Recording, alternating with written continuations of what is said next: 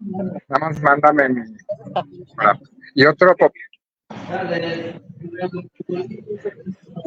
muy buenas tardes a todos nuestros queridos radioescuchas, a nuestros cibernautas, que viernes con viernes te conectas aquí donde más en radioactivismo LGBT iridiscente, tu espacio incluyente. Es que pronto se ha ido el año, hoy es viernes 6 de octubre del 2023. Bueno, pues tenemos un súper programón con invitados de lujo, al cual le voy a dar nuestro vocero para que nos diga quién es la invitada y después yo leo su reseña. Adelante, querido Walter. Hola, buenas noches, queridos radioescuchas de Iridiscente. Salud, Aline, que vi que saludaste hasta acá. Yo estoy acá en Ciudad de México y bueno, el programa de hoy es importantísimo para Querétaro porque hoy venimos, Maritza Treig es nuestra invitada de hoy, que se va a conectar en un momentito y Aline la va a presentar. Y ella es representante del Movimiento Arcoíris de México. Ya saben, el movimiento que está liderando la diputada Salma Lueva, ¿no? Para que en todo el país tengamos acciones afirmativas arcoíris. Y yo vine acá a la Ciudad de México en representación del Frente Queretano porque hubo un documento muy importante que se llama Amicus Curiae y ya Maritza nos explicará, que ella es abogada, en qué significa. Porque acuérdense que tenemos dos caminos de lucha por nuestros derechos de acciones afirmativas. Allá en Querétaro estamos, bueno, pues con todo el tema en tribunales electorales. Saben que ya llegamos a la sala superior demandando al tribunal local de Querétaro y bueno, estamos esperando a que se pronuncie porque el mecanismo que quedó en la actual ley electoral queretana es un mecanismo totalmente inequitativo para los grupos de atención prioritaria. Estamos esperando a ver qué dice la Sala Superior del Tribunal Electoral de Justicia. Y por otro camino, también el Frente Queretano pusimos una queja en la Comisión Nacional de Derechos Humanos y a través de esta Comisión Nacional de Derechos Humanos se presentó una acción de inconstitucionalidad contra, pues básicamente la legislatura, porque estamos diciendo que la ley electoral de Querétaro es una ley, como lo dijimos, mal hecha, al vapor y por lo tanto tiene un gran problema de inconstitucionalidad. Ese proyecto ya pasó, lo tiene la magistrada Loreta Ortiz en la Suprema Corte de Justicia, lo está estudiando, pero hoy ingresamos a la Suprema Corte de Justicia un documento adicional con información tanto nacional como local de Querétaro, que se llama Amicus Curiae, y donde le explicamos a la magistrada Loreta pues todo el camino que hemos seguido en los últimos años, toda esa lucha por los derechos humanos de las poblaciones con discapacidad y LGBTIQ+ en Querétaro, pues para tener un mecanismo como un mecanismo equitativo como el que ya tienen los pueblos originarios en Querétaro. Esperemos que se ingrese pronto. No se escuchaba porque me llegó una llamada, pero bueno, esperemos que Maritza se ingrese pronto. Te dejo los micrófonos, Aline, para que comentes. Querido Walter, ¿qué te puedo decir? Primero, pues un aplauso, la verdad es que es un honor, un orgullo pertenecer al Frente Queretano por el derecho a la no discriminación, que si algo nos ha caracterizado y sobre todo a ti como nuestro vocero, que eres un hombre de lucha. Evidentemente es el litigio estratégico para el avance de los derechos humanos de las poblaciones en situación de discriminación. Evidentemente en este caso se trata de la comunidad LGBTIQ+, para el Estado de Querétaro, que no has dejado de hacer el litigio, que has ocupado todas las herramientas jurídicas que el Estado nos proporciona para lograr estas acciones afirmativas y que en realidad haya una democracia justa y participativa para este colectivo, porque evidentemente lo que la legislatura hizo, lo que la ley queretana dicta, bien ya lo sabemos y lo hemos dicho fuerte y quedito, pues es una porquería que realmente agranda más las desigualdades sociales, porque entonces los grupos que en verdad tendrían que estar llegando por las acciones no lo van a hacer. Felicidades, querido Walter. Cuéntanos un poco a qué hora llegaste a la Suprema Corte, a qué hora se ingresó este documento. Sí, mira, te digo que pues tú sabes, es un largo viaje de Querétaro a Ciudad de México. A las 6 de la mañana salió el autobús. La carretera es un desastre, la carretera 57, y en lugar de las 3 horas que hacemos normalmente, hice 4 horas. Entonces, bueno, eso, el metro de la Ciudad de México me ayudó, aunque bueno, ya no es el metro eficiente que era antiguamente. Eso se para en cada estación. Pero bueno, finalmente pude llegar a el Zócalo de la Ciudad de México. Ahora, hoy fue un día especial porque fue el informe de gobierno de Martí Batres, que ahora es el jefe de gobierno de la Ciudad de México, ahí cerquita de la Suprema Corte de Justicia. Y cuando salí a desayunar al Café Tacuba, maravilloso café histórico del centro de la Ciudad de México, pues ahí me tocó saludar a Martí porque venía saliendo de la asamblea de Donceles, todo, bueno, un río de gente, mucho apoyo. Él iba con su hijo pequeño de 10 años, eso me llamó la atención. Lo vi muy contento, con mucho apoyo popular y sobre todo, bueno, llevar a su hijo de 10 años, para mí eso fue muy interesante. Bienvenida, Maritza, qué bueno que estás aquí, porque yo le decía a Lynn que a mí me queda 4% de pila. Aquí estoy en la Ciudad de México y entonces queríamos hacer este contexto para que cuando yo me salga, que se me acabe la pila, pues siga la entrevista de Aline Escalante del Frente Queretano contigo, Maritza. Bienvenida. Hola, muchas gracias. Buenas tardes. Bienvenida, Maritza. Pues bueno, como siempre, nuestro querido vocero del Frente Queretano, que ya saben quién es, el doctor Walter López, y conocen su semblanza, se rodean esos litigios de personas expertas en el tema. Voy a leer un poco de la maestra Maritza Tray Vadillo.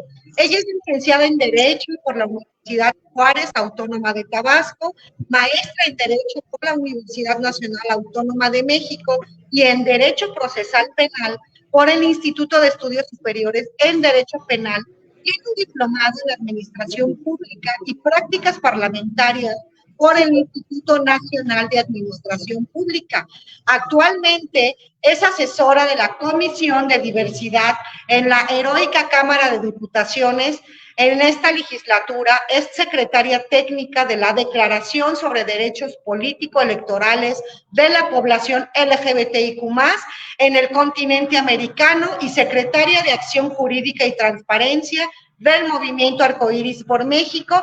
Además, es defensora y promovente de los derechos de la comunidad, de la diversidad sexual y de género. Fue coordinadora de asesores de la senadora Jesúsa Rodríguez Ramírez, donde coordinó al equipo de trabajo legislativo, y secretaria técnica de la senadora Angélica Araujo, secretaria técnica del senador Cleominio Soreda, donde fue parte del equipo de trabajo que elaboró la propuesta del actual reglamento del Senado de la República. Como pueden ver, toda una profesional en los temas, sobre todo en los temas de género y de la comunidad LGBT. Querido Walter, te paso el micrófono, estamos en vivo, ya está aquí la maestra Maritza. Adelante, Walter. Maritza, pues bienvenida, es un placer tenerte aquí en Iridicente. Hemos tenido ya a Máximo y a Pastrana cuando le dimos la bienvenida al movimiento Arcoíris por México, etcétera, y es un honor tenerte aquí porque además tú has sido, con toda tu experiencia que ya leyó Aline en tu reseña, bueno, pues una de las mentes importantes para crear este amicus, darle forma y llevárselo hoy, ingresarlo. Ingresamos tú y yo en la mañana a la Suprema Corte de Justicia, pues para que la magistrada Loreta pues pueda tener toda esta información que yo creo, como lo platicamos en corto, va a ser una información histórica que esperemos que sea tomada en cuenta para el análisis y que pueda declararse inconstitucional esta ley electoral de Querétaro. ¿Cómo fue ese proceso? Cuéntanos. Bueno, pues como bien comentaste, arrancamos desde el punto de vista de que la ley o la reforma que llevó a cabo el Congreso de Querétaro es inconstitucional y además es regresiva de derechos humanos. En este caso, por ejemplo, en el estado de Querétaro ya se había dado a través del OPLE, a través de lineamientos, un piso mínimo en el cual las candidaturas de LGBT tenían que ser postuladas mínimo una candidatura por fórmula. Es decir, ambas personas, tanto titular como suplente, debían de ser de la misma población a la que se estaba emitiendo la acción afirmativa, cosa que cuando el Congreso de Querétaro lleva a cabo la modificación legal, no se respeta y se establece en una redacción por demás regresiva que bastaba con que postularan a una persona por fórmula para cumplir con la normatividad. Nosotros desde el punto de vista lo que vemos y por eso decidimos acompañar a través de la amicus y reforzar la acción de inconstitucionalidad que presenta la Comisión de Derechos Humanos ante la Corte, es que en primera es regresiva porque la Constitución y diversos tratados internacionales que ha suscrito el Estado mexicano establecen que los estados tienen que hacer todo lo que esté a su alcance para asegurar que las personas de grupos prioritarios, como lo llama la legislación de Querétaro, puedan acceder a todos sus derechos que están garantizados constitucionalmente. Y es un hecho que, por ejemplo, en el caso de las personas LGBTIQA+, y las personas con discapacidad, debido a una discriminación sistemática que se vive de manera histórica desde hace mucho tiempo, no pueden acceder en igualdad de circunstancias a sus derechos.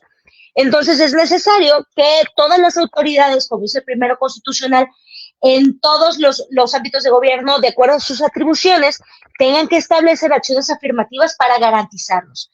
Entonces es el caso que el Congreso de Querétaro, al hacer la reforma, la hace de manera parcial, de una manera que solo aseguraría la simulación de los partidos políticos, ya que los partidos políticos podrían decidir qué grupo de atención prioritaria postula, en cuál distrito, por ejemplo, por cuál principio, en el caso de las diputaciones locales, si es mayoría representativa o representación proporcional, cuando es un hecho que, por ejemplo, las personas LGBT es muy complicado que si nos postulan a través de mayoría relativa, realmente la sociedad esté abierta y libre de estigmas para votar candidaturas LGBT.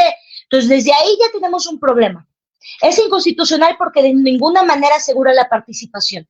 Le permite a los grupos políticos que puedan simular esas cuotas, que de todos los grupos en situación de vulnerabilidad escojan uno que no les cause estigmas, resquemores o discriminación de acuerdo a la propia ideología del partido y que postulen una sola persona. Es decir, ellos pueden postular a una persona como suplente en una fórmula, meter como persona, como candidata a una persona que ni siquiera pertenezca a estos grupos, le manda su suplente perteneciente a los grupos y ya con eso el partido político cumple. Cuando la manera en la que está diseñada la cuota ni siquiera asegura que esa fórmula en específico vaya a llegar, porque la pueden poner en distritos con baja votación, la pueden poner en distritos que ya saben que tienen perdidos, como es el caso de los ayuntamientos, y ya con eso cumple. Desde nuestro punto de vista, Perdón que te interrumpa porque ya me voy a salir, pero me gustaría que comentaras la importancia de esta acción de inconstitucionalidad. Tú que estás viendo todo el tema de acciones afirmativas a nivel nacional, ¿cuántas acciones de inconstitucionalidad se han generado a nivel nacional? ¿O si esta es la primera o qué número? Bueno, de hecho, como bien sabemos, la materia electoral es del ámbito de actuación del Tribunal Electoral.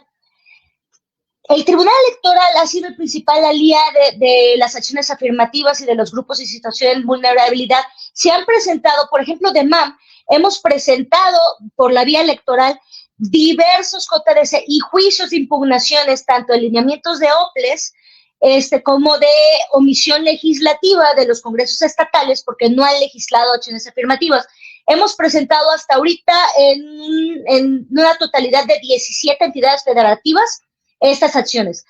La vía de acción de inconstitucionalidad es una vía diferente que se sigue ante la Suprema Corte de Justicia para decirle leyes que ya se emitieron no son acorde a lo que marca la Constitución.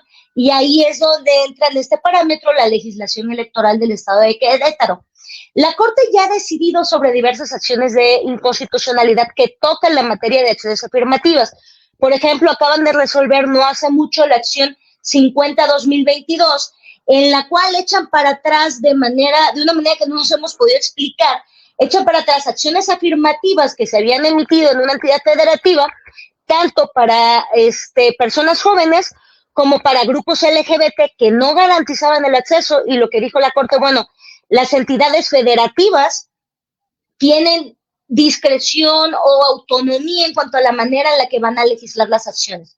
Por eso es que en esta ocasión decidimos que la Corte tiene que resolver sobre la legislación deficiente que emitan esas entidades federativas que solo simulan la garantía de un derecho, pero en realidad no lo garantizan. Entonces, ahí es donde le tienen que entrar. Efectivamente, porque acabas de decir la palabra clave, simulación, ¿no? Lo que sucedió en Querétaro es que presentaron esta reforma a la ley en el Congreso como si fuese un acto de progresividad, cuando en realidad es un acto de retroceso de derechos, y evidentemente pues con toda la maña para que los grupos de atención prioritaria, y en este caso los grupos de la comunidad LGBTIQ+, pues no lleguen, cuando además se había hecho todo un estudio, se había preparado una iniciativa en donde ya venían los resultados de este estudio y se pedía el número, por ejemplo, ya venían con estadísticas derivados del estudio mismo que apoyó la Universidad Autónoma, y que al momento de que el Instituto Electoral lo presenta en el Congreso local, rasuran toda esta parte muy mañosamente, y es ahí donde se deriva todo esto, sumado a que también el grupo de oposición en el Congreso local hace su iniciativa propia, también disfrazada de progresividad, pero en ambas pues meten los huevos a la misma canasta y hacen tramposamente esta maña. Maritza, ¿qué es el amicus curiae? Explícale a nuestro público queretano para que sepa, y qué esperamos de este ingreso el día de hoy del amicus curiae a la Suprema Corte de Justicia de la Nación. Bueno, el amicus es una figura que se ha usado a nivel internacional con la Corte Interamericana de Derechos Humanos. Su traducción al español es amigo de la Corte. ¿Esto qué es? O sea, la sociedad, los activistas en este caso, pues no podemos presentar acciones de inconstitucionalidad, no podemos hacer esta promoción ante la Corte. Entonces, cuando eres parte de un grupo, como en este caso LGBT y personas con discapacidad, que se ven afectadas por una decisión que va a tomar la Corte, es como una manera de decir, como el Parlamento abierto, por ejemplo, que siguen las cámaras. Yo, como persona amiga de la Corte, voy a hacer un escrito para reforzar la acción de inconstitucionalidad que te presentaron y darte a ti elementos, Suprema Corte de Justicia de la Nación, para que puedas tomar una decisión más informada, que fue lo que hicimos con este amicus curiae. Presentar elementos desde los grupos LGBT y los grupos de personas con discapacidad para que la Corte tenga en cuenta tanto la legislación internacional que nos protege y nos favorece, por qué se vulneran nuestros derechos vía constitucional, y en este caso también pusimos también criterios que ha tomado el Tribunal Electoral, acciones afirmativas. Entonces, básicamente es eso, es un instrumento que se le da a la Suprema Corte desde el punto de vista de nosotras, como personas activistas, para ayudar a que puedan tomar la decisión. Y eso es lo que esperaríamos, que la Corte revise el fondo del asunto y decida que el Congreso de Querétaro emitió una legislación deficiente y que solo de ninguna manera garantiza lo que se supone que debería de garantizar su ley. Perfecto, y seguir acá con el litigio estratégico una vez que tengan esta resolución.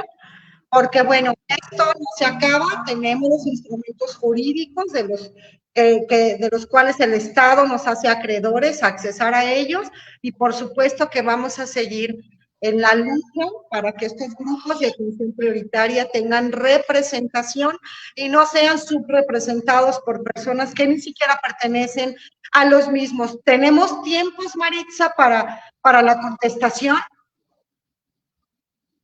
Bueno, eso depende totalmente de la Corte. Lo que tengo entendido es que ahorita la acción de inconstitucionalidad está, están armando todo el expediente, deben estar en proceso de pedir el informe justificado al Congreso de Querétaro sobre cómo llevó a cabo la revisión y la emisión de la norma, porque incluso parte de la acción de inconstitucionalidad de la Comisión Nacional es que no se llevó a cabo la consulta previa tanto a personas con discapacidad y personas afrodescendientes, a la cual estaba obligada el Congreso para emitir una norma que les afecta. Entonces, ahorita están en periodo de recabar toda esa información, de pedir el informe al Congreso, y una vez que se termine de integrar la carpeta, deberá de tomar la decisión la ponencia, que en este caso es de la ministra Loretta Ortiz, para que la sala pueda conocer y votar el asunto.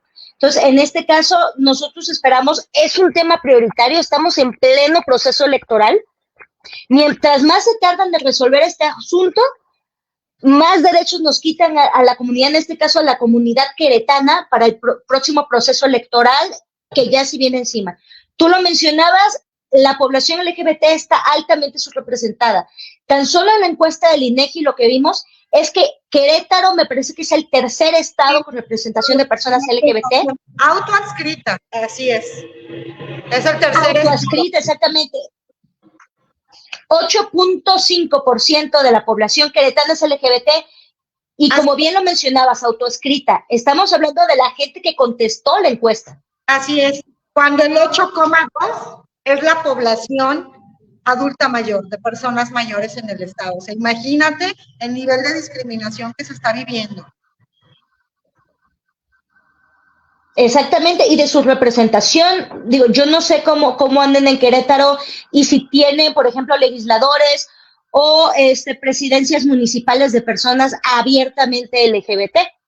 No, fíjate que, de hecho, desde la contienda pasada, estos grupos han sido subrepresentados por personas que no. Es importante esto que comentas, porque donde sí existe en la ley una representación bajo una acción afirmativa, como debe de ser, es para el grupo de personas indígenas. Y evidentemente tenemos una diputada indígena de Amealco, de nuestro querido municipio indígena de Amealco.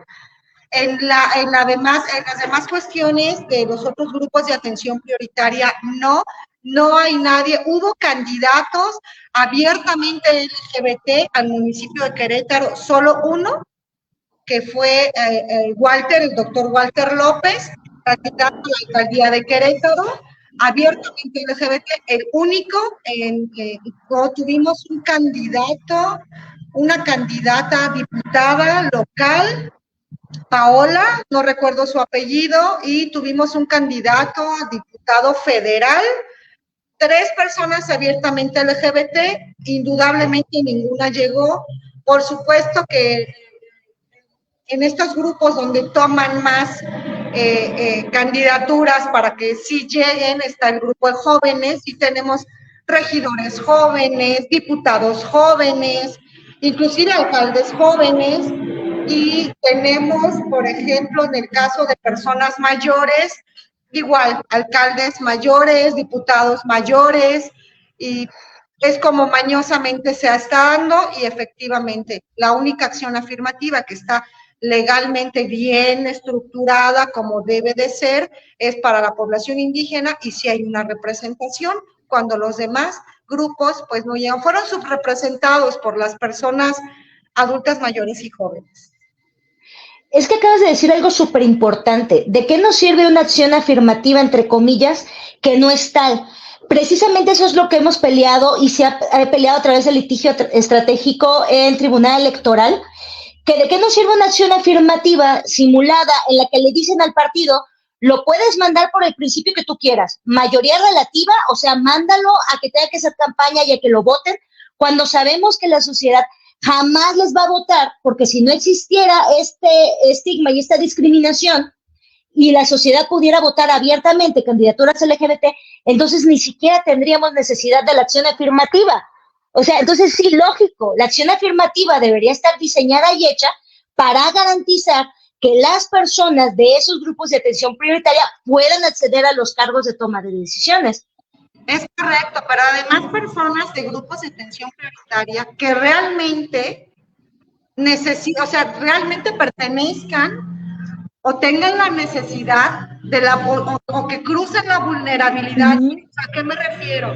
Nuestro diputado que llegó o que entró como una persona mayor, ¿no? Por ser un adulto mayor, es un hombre que fue 2 veces presidente municipal, que ha sido 3 veces diputado, que está en el estatus quo de los apellidos queretanos, que tiene un montón de dinero, o sea, sí pertenece a un grupo, ¿no? Evidentemente por la edad es una persona mayor, pero no tiene ninguna vulnerabilidad. Y esa es como llegaron los jóvenes, también jóvenes familiares, hijos, nietos de políticos adinerados, que realmente no están cruzando por desigualdades, aunque sí pertenecen a un grupo de atención. Esto es también el tema, porque entonces, ¿dónde está o dónde se cruzan, ¿no?, todas estas desigualdades? Hay un gran problema, y lo acabas de mencionar ahorita súper claro. Tenemos un problema grave de usurpación de cuotas. Por ejemplo, cuando se dio las cuotas de paridad, ¿qué fue lo que decidió la misma Corte incluso? Dijo, pues de las fórmulas que tú postules por paridad de género, ambos, titulares y suplentes, tienen que ser mujeres, para evitar estas diputadas Juanitas y este problema que hubo. En el caso de las cuotas LGBT hay una gran discusión ahorita de cómo garantizas, cuando tú no tienes que aprobar tu autoadscripción a los grupos LGBT, cómo garantizas que las personas que tú postules sean realmente personas de esta población. La diputada Salma Luevano hizo algo muy, muy interesante y muy importante en Aguascalientes. Cuando se dieron las cuotas de Aguascalientes, ella peleó a través del litigio con el INAI, a través de transparencia, que se tuvieran que hacer públicas las que habían sido cuotas. Cuando abren esto al público, mucha gente que es de Aguascalientes y que pues conocen a las personas que estaban postuladas por cuotas, resulta que ninguna era realmente cuota, que no eran personas LGBT. Y dicen, bueno, pero si yo no voy a obligar a las personas LGBT que tengan que probar que lo son, además de que sería discriminatorio, yo cómo evito la simulación. Entonces, el INAI, a través de esa resolución que emitió de este litigio, dijo algo muy importante. Es importante que en los lineamientos que emite el INE para postulación de candidaturas, las que sean cuotas LGBT, que se obligue a los partidos a que las hagan públicas. Es decir, yo no puedo pedir que me pruebes tu autoadscripción, pero sí que se haga pública para que todas las personas que pertenecemos a la población de la diversidad sexual y de género conozcamos quiénes son nuestros representantes, porque esa es la otra. Se da la simulación, los escriben, llegan, resulta que sí eran y nadie llevó la agenda LGBT, porque ni siquiera sabemos quiénes son. O sea, tenemos... Efectivamente, y yo quisiera hasta abonar un punto más que sería muy interesante y quizás ponerlo para las futuras, los futuros litigios, con la interseccionalidad. Porque no es lo mismo, y quizás me voy a oír clasista, pero es una realidad de las desigualdades. No es lo mismo que llegue a un espacio el hombre blanco, adinerado, con todos los privilegios, que la mujer negra, lesbiana, indígena, quizás con discapacidad adulta mayor, que ya le cruzan o que vive en las periferias, que vive en pobreza, además, ¿no?, de pertenecer a la población LGBT. O sea, vamos con toda la interseccionalidad, porque ahí es donde sí hay representación y en realidad hay una causa real y entonces sí se trabajan nuestras agendas. Sí, estoy totalmente de acuerdo, aunque sí hay que tener un poco de cuidado con el tema de la interseccionalidad. Ya también Sala Superior tuvo que emitir en una resolución un asunto que decían los partidos políticos, bueno, si yo tengo que cumplir con todas estas cuotas, ahora, por ejemplo, el INE agregó una cuota de pobreza extrema en sus lineamientos, Pero dice, si yo tengo que cubrir con todo esto, te voy a postular una persona que reúna como 2 o 3 cuotas de manera interseccional, lo que decías ahorita. Por ejemplo, la mujer cisgénero, lesbiana indígena, o la mujer trans, lesbiana indígena. Y entonces la sala superior les tuvo que decir a los partidos políticos, o sea, sí está muy bien que tengas interseccionalidad. Por grupo de atención prioritaria, exacto, que es muy clara. Exacto. Pero sí le pueden cruzar, ¿no? Varias, la interseccionalidad, una cuota arcoíris, que sea, no sé, una mujer trans, que evidentemente puede ser una mujer que vive en pobreza, que esté en las periferias, que, en fin, pero está representándose como una persona de la comunidad LGBT. Sí, la ley es muy clara. Maritza, se nos acaba el tiempo. ¿Cómo cierras? ¿Qué esperamos? Agradecerte al Movimiento Arcoíris por México. Un abrazo y beso a Salma, a Máximo, por todo el apoyo que nos han dado, a nombre de mi compañero Walter López, a nombre del Frente Queretano. ¿Qué sigue? ¿Cómo te despides? ¿Qué esperamos? Y te esperamos muy pronto en Querétaro. No, muchas gracias, al contrario, gracias a ustedes por la invitación. Desde MAME estamos pendientes y atentos a todo lo que se necesite y todo lo que podamos construir y abonar para hacer por fin de este México un México incluyente y, como decimos nosotros, justo, sin discriminación ni de colores. Esperamos que la Corte resuelva rápidamente esta acción de inconstitucionalidad, que le pida al Congreso del Estado de Querétaro que corrija la norma y que lo haga bien, que se acaben las simulaciones y que se den abiertamente los espacios que por derecho nos corresponden, porque es real lo que dices tú, la interseccionalidad nos ha afectado de manera directa a todos los grupos, pero además el estigma y la discriminación hacen que como poblaciones de atención prioritaria no puedas acceder a otros derechos, y por supuesto que nos impacta la interseccionalidad.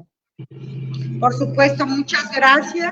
Esperamos que pronto se resuelva. Seguiremos teniendo noticias aquí en Querétaro. Seguiremos dando esta batalla utilizando las herramientas jurídicas que el Estado nos proporciona. Un abrazo y de verdad a mi compañero Walter López. Y bueno, pues como decimos en el Frente Queretano, por un Querétaro próspero, incluyente e igualitario, para todas, todos y todes los queretanos. Muchas gracias, Maritza y Iridicente, nos despedimos con un besito y chao, chao. Así que besitos. Chao, chao. Bye.